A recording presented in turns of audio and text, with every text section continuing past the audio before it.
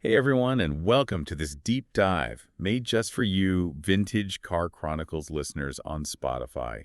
You know we love digging through a ton of research to bring you the most interesting stuff, and today we're going to tackle the Lexus LFA, a car that's honestly kind of mysterious and always up for debate. Get ready for some surprises because we're talking about napkin sketches, secret race teams, and why Toyota might have actually lost money on each one they sold. Yeah, the LFA, it's a really interesting story. I mean, was it an engineering masterpiece, Hmm? a passion project, or maybe a little of both? Let's dive into these sources and see what we find. Okay, so let's start at the beginning. The LFA didn't come from some fancy design studio. It started on a napkin. Apparently, a small group of engineers just sketched out their vision for this supercar. And it's important to remember these weren't just any engineers. We're talking about guys like Hiromu Roos. He was a legendary test driver and engineer for Toyota. And then there was Akio Toyota, the grandson of the company's founder. These weren't just car guys. They were visionaries who wanted to create something truly special. And to do that, they set three pretty radical rules for this whole project. No shared parts, no committees, and no compromises.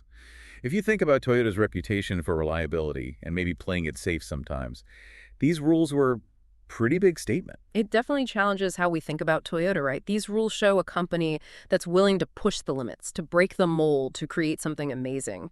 The LFA wasn't just about showing off their engineering skills. It was about showing their ambition. And now for all you Vintage Car Chronicles listeners who, like me, love getting into the details, let's talk engineering. The LFA was totally revolutionary in how they used materials. Carbon fiber was everywhere. The chassis, the body panels, they even mixed it with glass microballoons to make it even lighter. That kind of detail is just insane. It really shows how dedicated they were to pushing the limits of what you could do with materials. Carbon fiber was and still is a high-tech material. Everyone wants it because it's strong and light, and Toyota using so much of it in the LFA brought race car tech to a road car. And then there's the engine. This wasn't just any engine. It was like a symphony. Yamaha created this amazing V10, codenamed 1LRGUE. Try saying that 5 times fast. But the amazing thing is, it wasn't just about raw horsepower. This engine was tuned to sound unlike anything else. Yeah, people compare the sound to like a high-pitched wail, kind of like a Formula One car. It actually revved up so fast that they had to use a digital tachometer. A normal needle couldn't keep up. And talking about engineering genius, they put that engine so low that the crankshaft is actually lower than the axles. Why would they go to all that trouble? Balance. They wanted the weight to be perfectly distributed. That low center of gravity is a big reason why the LFA handles so well.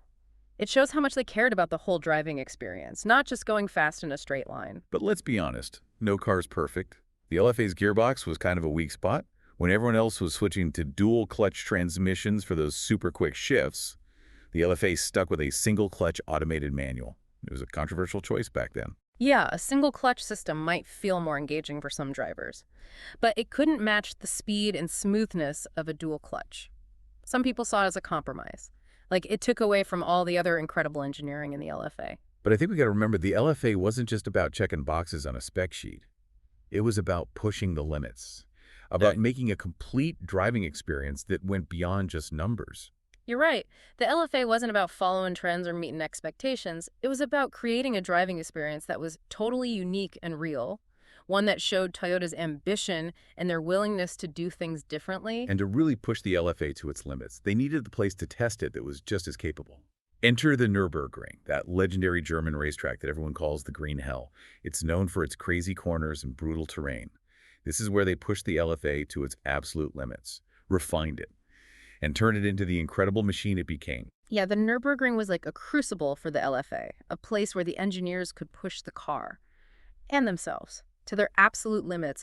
And that's where Akio Toyoda raced the LFA himself.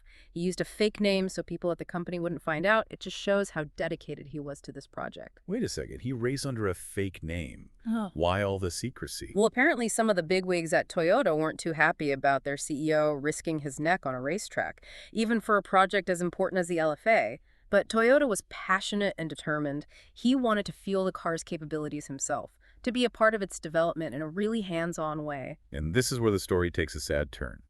As the LFA was almost ready to be released, tragedy struck. Hiromu Roos died in a car accident while testing the LFA near the Nürburgring. It was a huge loss, and the car became a tribute to his legacy. You can't overstate Nuruz's impact on the LFA. He was one of the main reasons it was developed. A true visionary who pushed the boundaries of car engineering. His death really overshadowed the launch of the LFA.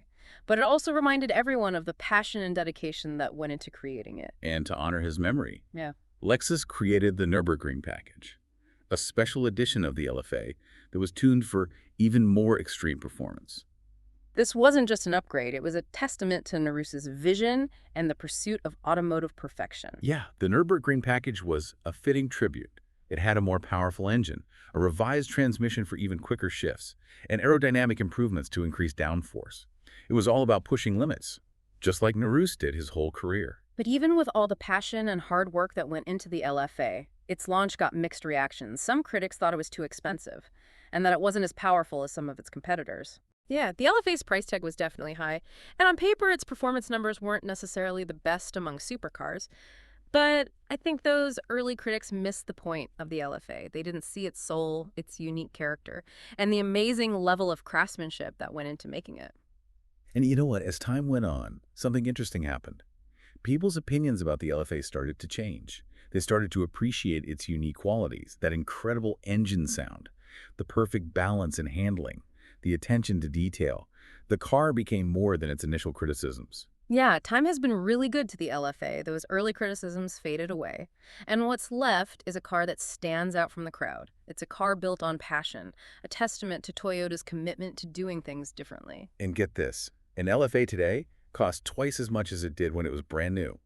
I think that says a lot about how much people love it now, and how it wasn't a failure after all. It definitely shows the LFA's lasting legacy. It's become a collector's item that everyone wants, a piece of automotive history that still amazes people and inspires a whole new generation of car makers. So the LFA was more than just a car. It was a philosophy, a bold experiment, and a tribute to a man who spent his life pushing the limits of car engineering. Yeah, it was a statement that everyone in the car world heard. It changed how people thought about Lexus, and it showed they're willing to challenge the status quo, and it led to something even bigger. Akio Toyota's brainchild, Gazoo Racing. But we'll talk about that fascinating story in a bit. You mentioned Gazoo Racing, and that's where the LFA story gets even more interesting. This wasn't just some marketing thing or a way for executives to have fun on the track. This was Akio Toyota's own mission to bring the spirit of racing to Toyota. I want to hear more about that. We know Toyota is a huge car guy, but to actually put his own money into a racing team and even face resistance from inside Toyota, that shows how serious he was about it. Oh, absolutely. He truly believed that being part of motorsports, pushing cars to the limit in the toughest conditions, would make Toyota build better, more exciting road cars. And he wasn't afraid to shake things up at Toyota to make it happen. And we can't forget about his secret racing name, Mauricio. It's cool how that connects back to the LFA. He was so involved in developing that car, testing it on the Nürburgring, and then using all that to shape Gazoo Racing. It shows you how much he believed in learning by doing. He wasn't just going to sit back and watch. He wanted to be right in the middle of it, pushing the limits, experiencing the thrill of competition firsthand. And those experiences had a direct impact on both the LFA and the future of Toyota's performance cars. It's kind of crazy how Gazoo Racing started from the LFA's development, and now that they're a major force in racing. They've won the 24 Hours of Le Mans multiple times. They've competed in the World Rally Championship. And you can see their influence in all those GR performance models Toyota's making now. Gazoo Racing's success proved Toyota right. By taking on the challenges of motorsports, Toyota has really improved their engineering and design. They're making cars that are not only reliable, but also really fun to drive. So the LFA's legacy isn't just about the car itself. It started a revolution inside Toyota. It led to the creation of a racing dynasty and a renewed focus on performance and driving passion. It's like a ripple effect that's still shaping the company today. Exactly. The LFA was more than just a car. It was a trigger for change. It challenged what people thought about Toyota. It showed they could make world-class performance cars, cars that could compete with the best from Europe. And Gazoo Racing is a real example of that change in thinking. Now, I want to go back to something we talked about earlier, the LFA's mixed reception when it first came out. Some critics saw it as a mistake, a car that was too expensive and not powerful enough compared to its rivals. But looking back now, it's interesting to see how its reputation has changed. Yeah, those early reviews focused too much on specs and numbers. They missed the LFA's unique character and the driving experience it gave you. It wasn't about brute force, it was about precision. finesse, and a connection between car and driver that you rarely found in other supercars. And as time went by, people started to see those qualities. The LFA's exclusivity, that amazing design, that incredible V10 engine sound. It's become a true icon, a collector's item that's appreciated for its beauty as much as its performance. The LFA wasn't following trends, it was blazing its own trail. And I think that's what makes it so special. It shows the power of vision, passion, and the guts to go after something truly unique even when people doubt you. And talking about that unique character, one thing that really stands out is the sound of that V10 engine. People have called it everything from a symphony to a banshee wail. And it's probably one of the most recognizable engine sounds in car history. Yeah, that sound is a direct result of the engine's design. And the amazing tuning by Yamaha, it's not just about making noise, it's about crafting a specific sound experience, one that makes you feel something and connects with the driver on a gut level. And it's interesting how that engine sound fits into the whole philosophy behind the LFA. It wasn't just about speed or power. It was about creating a whole sensory experience. The sound, the feel, the responsiveness. Everything was carefully designed to create an emotional connection between the driver and the machine. That's what makes the LFA different from so many other supercars. It wasn't just built to impress you with numbers, it was designed to stimulate your senses, to create a driving experience that's anything but ordinary. It's a car that you feel as much as you drive. And it reminds us that in a world that's all about technology and self-driving cars, there's still a place for cars that have soul, cars that connect with us on a deeper level. Absolutely. The LFA proves that human craftsmanship and the pursuit of excellence in cars is still alive. It's a car that keeps inspiring people. And it reminds us that driving can be an art form, an experience that goes beyond just getting from point A to point B. And this brings us back to Akio Toyoda's vision. Remember his idea about the 20-year shrine. He believes that every generation deserves a halo car, a car that pushes boundaries and changes what's possible. The LFA was that car for its time. And it makes you wonder what's next. Toyota's vision is already becoming reality. Lexus has been hinting at a new electric supercar, a car that could be the spiritual successor to the LFA. Imagine the precision and performance of the LFA, but with the instant torque and silent power of an electric motor. I'm getting goosebumps just thinking about it. It's exciting to see how Lexus will take the spirit of the LFA into this new era of car technology. The LFA set the bar high, but if anyone can do it, it's Lexus. With Akio Toyoda leading the way, driving them towards a future where performance and sustainability go hand in hand. So as we think about the LFA's journey, from a simple napkin sketch to a legendary car, what are the key takeaways for our Vintage Car Chronicles listeners? What can we learn from this amazing car and the passionate people who made it happen? Well, I think the LFA, it really shows you how important it is to follow your passions, even when people doubt you or try to stop you. The team behind this car, they faced a lot of obstacles, budget problems, technical challenges, but they kept going because they believed in what they were doing. Yeah, it reminds you that sometimes the most rewarding things you do are the ones that challenge the norm, the ones that push you out of your comfort zone Yeah, into uncharted territory. exactly. The LFA wasn't a sure thing. It was a risk, a leap of faith. And maybe wasn't a huge commercial success, but it achieved something much bigger. It left its mark on the car world and inspired a whole generation of car enthusiasts. It also changed how people saw Lexus.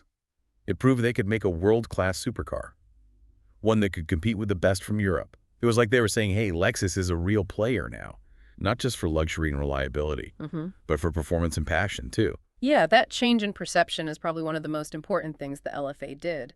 It paved the way for the whole F performance line, cars like the RCF and the GSF, and it led to Gazoo racing, which has really cemented Lexus's place in the performance world. It's amazing to think how one car, created by a small group of passionate engineers, could have such a huge impact on a global company. It shows the power of vision, determination, and taking risks. And it reminds us that innovation, it can come from the most unexpected places. Sometimes the best ideas don't come from those big research departments. They come from small teams, people with a shared passion, who aren't afraid to challenge the way things are done. So what does all this mean for you, our listeners of Vintage Car Chronicles? What can we learn from the LFA's story, beyond the technical stuff and its impact on Lexus? I think the LFA teaches us to stay true to our vision, even when people doubt us, or when things get tough. It reminds us that sometimes the biggest rewards come from following our passions, even if the path isn't always clear. Yeah, it's a story that speaks to anyone who's ever had a dream, a vision for something different, something better.